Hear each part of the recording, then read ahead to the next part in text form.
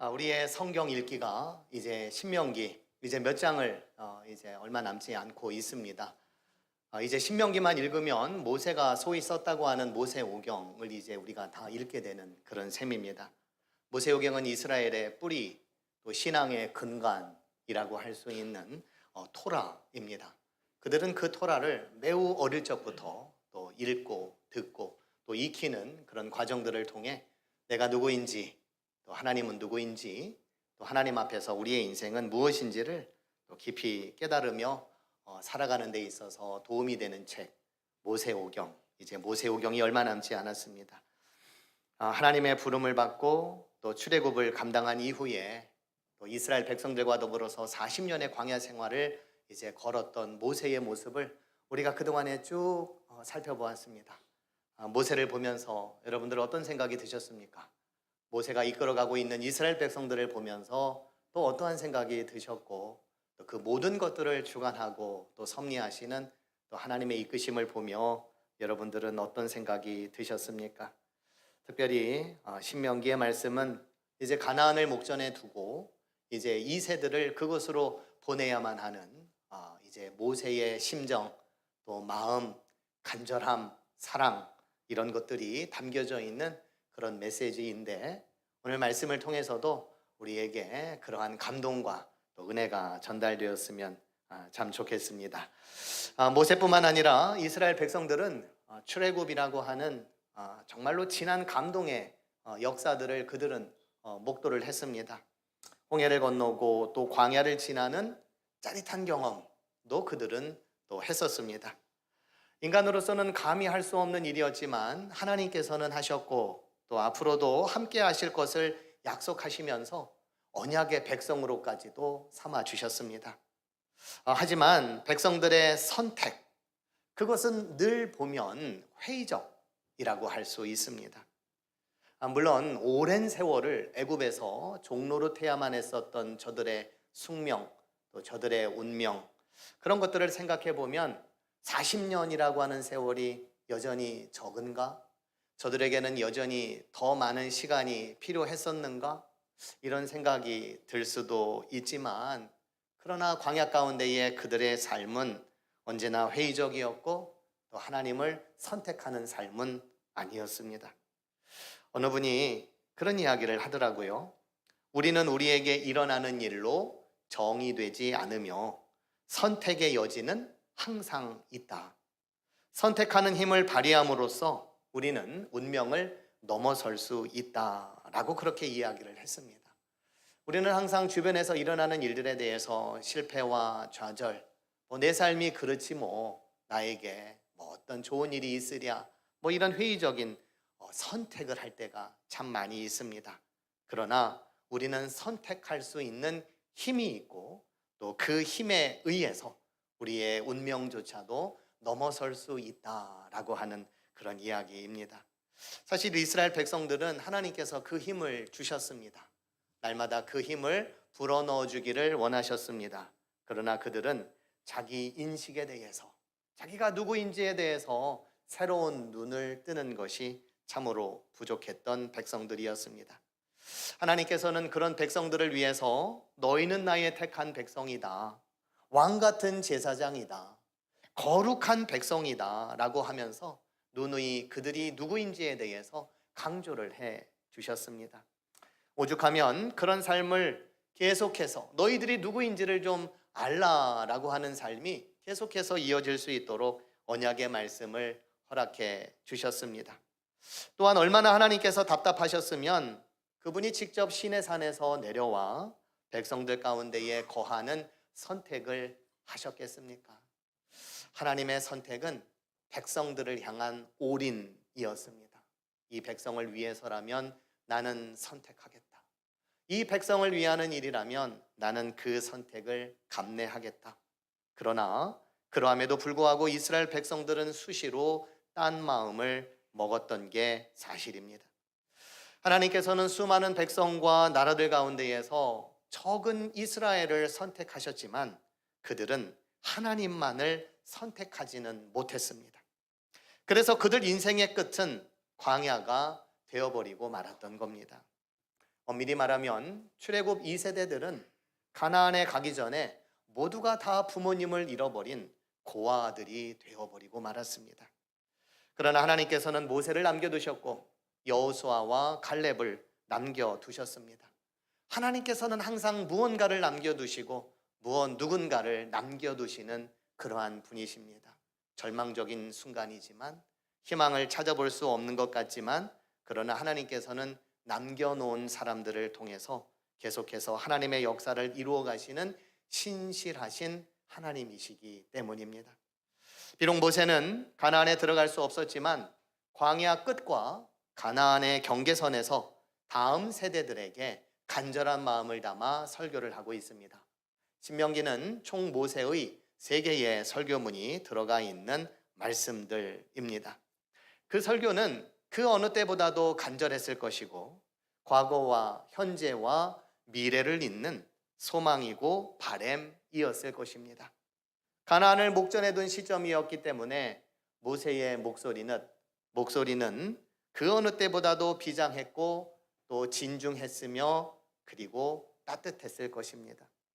그 설교의 포인트를 한마디로 표현을 하자면 선택이었습니다.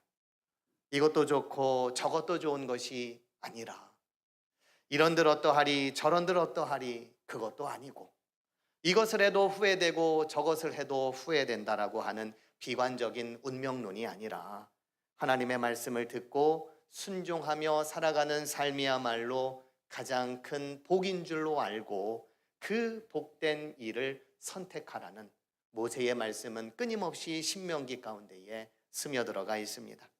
신명기 10장 12절과 13절에 보시면 이스라엘아 내 하나님 여호와께서 내게 요구하는 것이 무엇이냐 곧 내 하나님 여호와를 경외하며 그의 모든 도를 행하고 그를 사랑하며 마음을 다하고 뜻을 다하여 내 하나님 여호와를 섬기고 내가 오늘 내 행복을 위하여 내게 명하는 여호와의 명령과 규례를 지킬 것이 아니냐라고 주님은 말씀하셨습니다.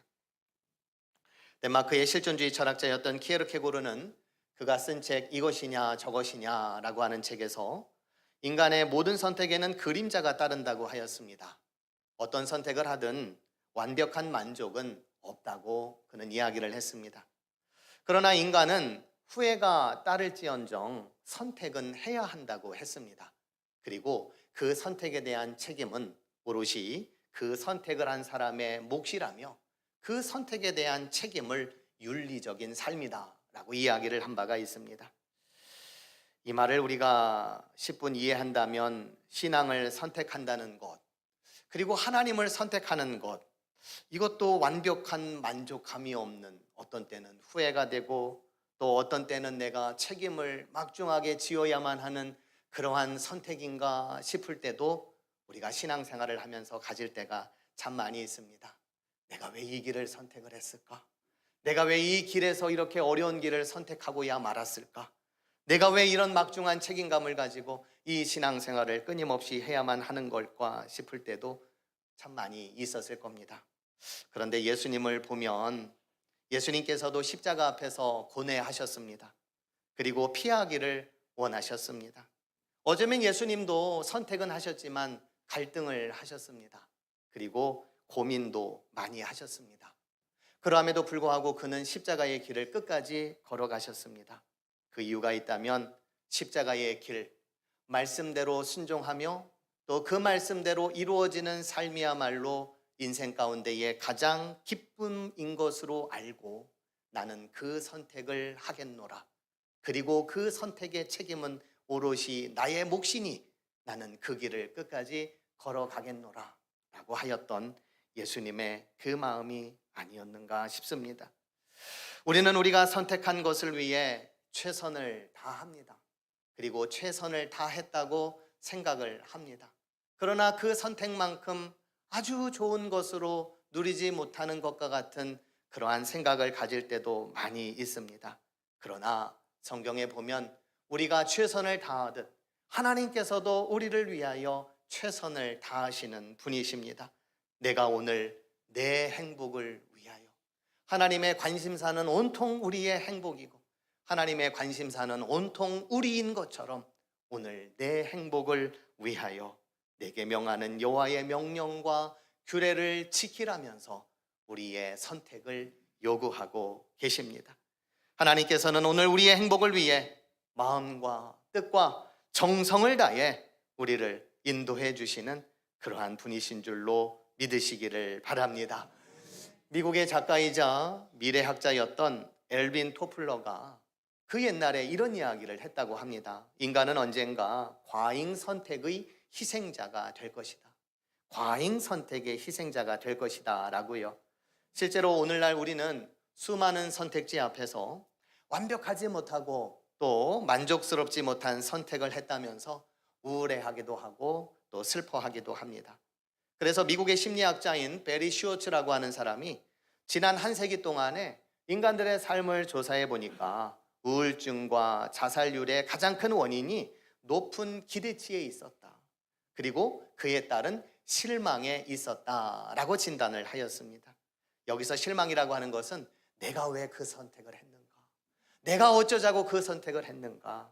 그것에 대한 잘못, 또 그것에 대한 무능력함, 그것이 우리의 삶을 우울하게 만들었다라고 하는 겁니다.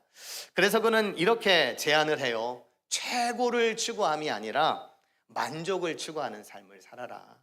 그리고 완벽한 상태에 인간이 도달할 수 있다라고 하는 그 신화를 버려라. 완벽함이 아니라 이 정도면 충분하다라고 하는 최적의 상태를 선택해라 라고 그는 제안을 한 바가 있습니다.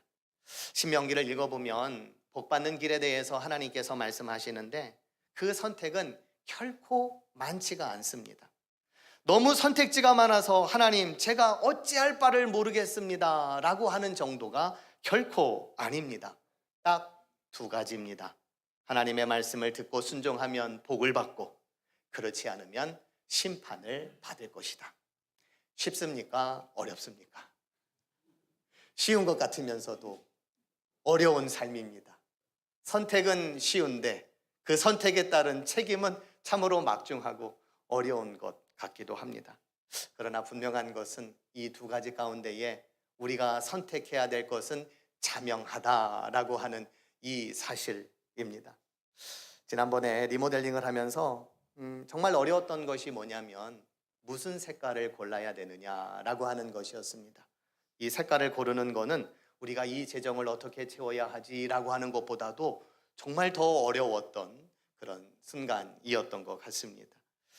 그런데 우리의 인생이라고 하는 거는 여러 가지의 선택들로 인해서 그 선택에 대한 만족함과 또 그런 것들이 또 없음에도 불구하고 하나님께서는 우리에게 참 편할 정도로 두 가지의 선택 중 하나를 택하라 라고 말씀을 하셨다라고 하는 거예요.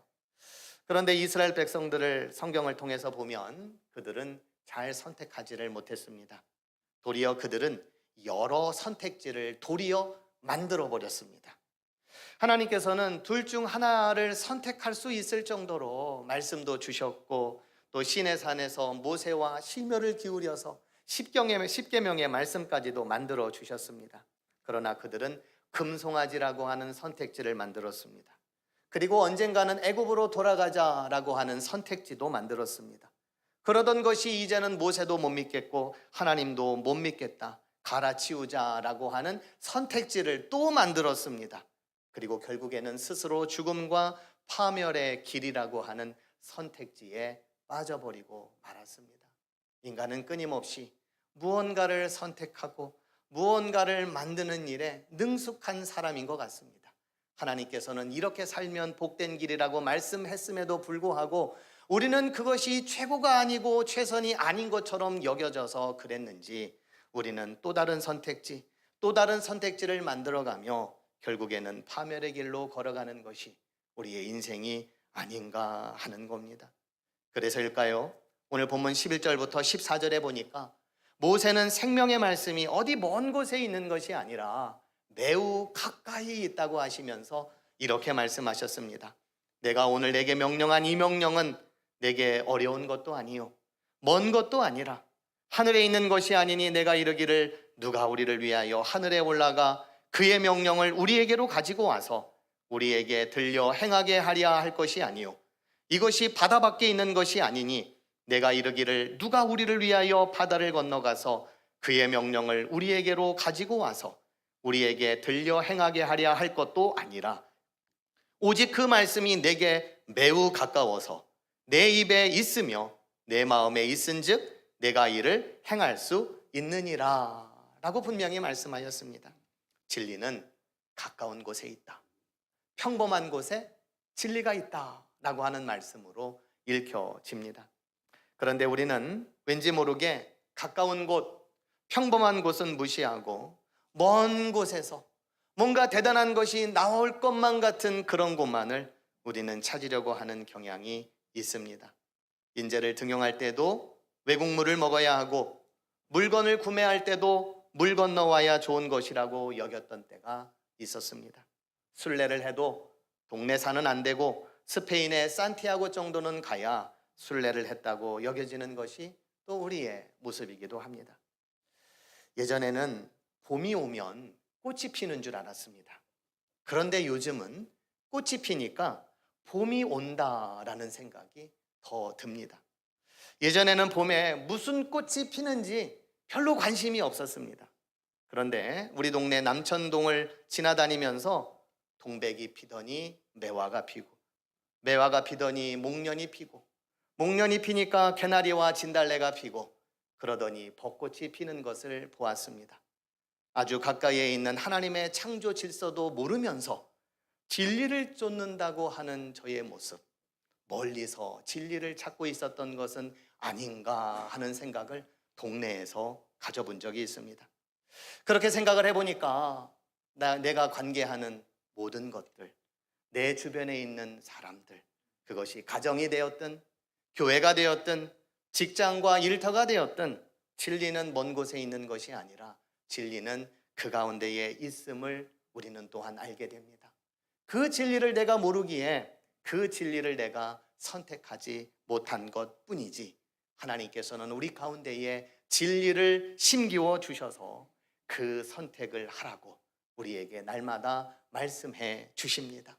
복되게 살아라. 행복하게 살아라. 복 있는 삶을 선택해라. 만복의 근원 되시는 하나님을 믿고 의지해라. 그 말씀을 우리 주님께서는 아주 먼 곳에서 하시는 말씀이 아니라 가장 가까운 곳에서 우리에게 날마다 하시는 말씀이십니다. 그 말씀을 따라 살아감으로써 복된 삶을 찾으시는 또 누리시는 여러분들이 되기를 축원드립니다. 모세도 본문 15절과 16절에서 그렇게 이야기를 하고 있는 거예요. 보라, 내가 오늘 생명과 복과 사망과 화를 내 앞에 두었나니 곧 내가 오늘 내게 명령하여 내 하나님 여호와를 사랑하고 그 모든 길로 행하며 그의 명령과 규례와 법도를 지키라 하는 것이라. 그리하면 내가 생존하며 번성할 것이요 또 내 하나님 여호와께서 내가 가서 차지할 땅에서 내게 복을 주실 것임이니라 라고 말씀했습니다. 이 말씀 우리가 다시 한번 보도록 할게요. 여기에 보면 여러 가지 좋은 말씀들과 구절들이 나옵니다. 그런데 저에게는 여러 말씀 가운데에 저 빨간색으로 칠한 그 말씀이 가슴 깊이 다가왔습니다. 내가 가서 차지할 땅에서, 내가 가서 차지할 땅에서. 이 말씀이 저에게는 어떤 의미로 다가왔냐면 내가 가서 차지할 땅, 내가 가서 차지할 땅이 마치 누구를 기다리고 있냐면 우리를 기다리고 있는 거예요. 내가 그곳으로 가는 것도 중요한데 그곳에 있는 땅이 이스라엘을 기다리고 있는 겁니다. 그 땅이 너희를 기다리고 있다. 그 땅이 너희를 기다리고 있으니 그곳으로 들어가서 하나님의 복을 누리며 살거라 라고 하는 그 말씀으로 읽혀졌습니다. 그러기에 이스라엘 백성들은 반드시 출애굽을 했어야 했습니다. 그들은 틀림없이 홍해를 넘어서야 했습니다. 그리고 광야를 지나야만 했습니다. 그리고 마침내 광야와 가나안의 경계를 넘어야 했습니다. 왜냐하면 내가 가서 차지할 그 땅이 그들을 기다리고 있기 때문입니다. 두렵고 떨리더라도 한 번도 가보지 못한 곳일지라도 믿음의 용기를 가지고 나아가라. 하나님의 약속의 말씀, 언약의 말씀이 이루어질 것을 믿고 나아가라. 그동안 1세대들은 비록 실패를 했더라도 나아가야 하는 것입니다. 애굽의 노예 주제에 우리가 감히 거기를 갈 수 있겠습니까? 라고 하는 부정적인 생각이 아니라 운명이든 숙명이든 과감히 결별을 선언하고 우리는 우리를 기다리고 있는 그 땅으로 나아가야 하는 것입니다. 우리는 우리에게 일어나는 일로 정의되지 않으며 선택의 여지는 항상 있고 선택하는 힘을 발휘함으로써 우리는 운명을 넘어설 수 있다라고 하는 이 말을 기억하며 우리는 그것으로 나아가야 한다라고 하는 거죠. 우리보다도 한 발 앞서가신 하나님께서는 그곳에서 우리를 기다리고 계십니다. 아니, 어쩌면 그 하나님은 가나안이 보이는 그 광야 그 끝에서 저들의 등을 밀어주고 계시는지도 모릅니다. 내가 가서 차지할 땅으로 가라. 그동안 내가 너희들을 여기까지 인도해 왔음을 믿고 너희들에게도 생명의 말씀이 있으니 이제 내가 가서 차지할 땅으로 가라. 그 땅이 너희들을 기다리고 있다. 복을 주기 위하여 너희들을 기다리고 있다. 출애굽 이후 지금까지 하나님께서는 이스라엘 백성들을 강권적으로 인도하셨습니다. 구름기둥과 불기둥으로 인도하셨고 또 앞서가셨고 그리고 백성들은 그들을 그 뒤를 따랐습니다. 구름이 머물 때에 백성들은 같이 머물러야 했습니다. 그리고 구름이 움직이면 그들도 같이 움직였습니다. 생각해보면 오랜 세월 명령과 채찍과 협박에 의해서만 살아왔었던 사람들이 말씀으로 이끌림 받는 것, 말씀을 따라 살아가는 것 얼마나 어려운 일이었겠습니까? 그러기에 하나님께서는 말씀과 순종을 수도 없이 반복했고 그리고 또 반복해서 강조하셨습니다. 그런데 이제는 그들이 완전해서가 아니라 그들이 완벽해서가 아니라 하나님의 역사의 고삐를 그들 손에 넘겨주어야 할 때가 도래한 것입니다. 모세도 지금 그 일을 하고 있습니다. 이제는 너와 내 자손이 살기 위하여 생명을 택해라. 내 하나님 여호와를 사랑하고 그의 말씀을 청종하며 또 그를 의지해라. 그러면 된다. 너희는 그러면 된다. 그것으로 충분하다. 이제 너희들은 더 이상 어린아이가 아니다. 너와 내 가족과 자손을 살리기 위해 생명을 택할 수 있는 어른이다. 내가 가서 차지할 땅에서도 그렇게 어른으로 살아라. 그러면 하나님께서도 복을 내려주실 것이다. 모세의 메시지에는 바로 이러한 음성이 담겨져 있었던 겁니다. 가나안은 많은 것이 다른 곳이었습니다. 신들도 많은 곳입니다. 여러 백성들이 사는 곳이었습니다. 선택해야 할 것들이 점점 더 많아져서 자칫 최고가 되려다가 만족하지 못할 선택을 할 수도 있는 곳입니다. 내가 완벽해지려다가 행복하지 못한 선택을 할 수도 있는 곳이 가나안이었습니다. 그러나 그들은 이제 더 이상 어린이가 아니라 어른입니다. 어른다운 선택을 할 수 있고 또 해야만 합니다. 그들의 선택 안에는 그들의 가족이 있고 그들의 자녀가 있고 그들의 자손들의 생명이 있기 때문에 그렇습니다. 어느 유대인 랍비가 신명기를 주석하면서 신명기를 이렇게 결론을 내렸습니다. 신명기는 유대 민족의 유아기가 끝났음을 선언하는 것이다. 이제 유대교는 인간의 책임에 대한 하나님의 부르심이 되었다. 이제 그들에게 믿음은 하나님을 기다리는 것이 아니라 하나님이 우리를 기다리고 계신다는 깨달음이다. 그는 이렇게 이야기를 했습니다. 우리를 기다리고 계시는 하나님. 하나님께서는 앞서가셔서 우리를 기다리고 계십니다. 우리가 밟을 그 땅 위에서 세상이 좋아지기를 마냥 기다리는 우리의 삶이 되지 않고 책임감을 가진 신앙인으로서 그곳에서 살아갈 수 있도록 하나님께서는 우리를 기다리고 계십니다. 오늘 저와 여러분들이 밟아야 할 땅은 어디입니까? 밟아야 하는데 아직 밟지 못한 땅이 있다면 그곳은 어디입니까? 그곳에서도 하나님께서는 계시고 그곳에서도 하나님의 말씀은 살아 역사하셔서 생명을 주시고 또 사랑해 주시고 또 인도해 주시는 그러한 말씀이 계시는 하나님이 계신 곳인 줄로 알고 우리를 어디로 부르든 그곳을 향해 믿음의 발걸음을 힘있게 내딛는 저와 여러분들이 되기를 간절히 축원드립니다. 그것이 가정이든 그것이 여러분들의 일터든 그것이 여러분들이 살고 있는 세상 어디든지 간에 그것은 복이 없는 곳이 아니라 그곳에서도 생명의 복이 있고 말씀의 복이 있는 줄로 믿고 그곳을 복된 곳으로 만들며 살아가시는 저와 여러분들이 되기를 주님의 이름으로 간절히 축원드립니다.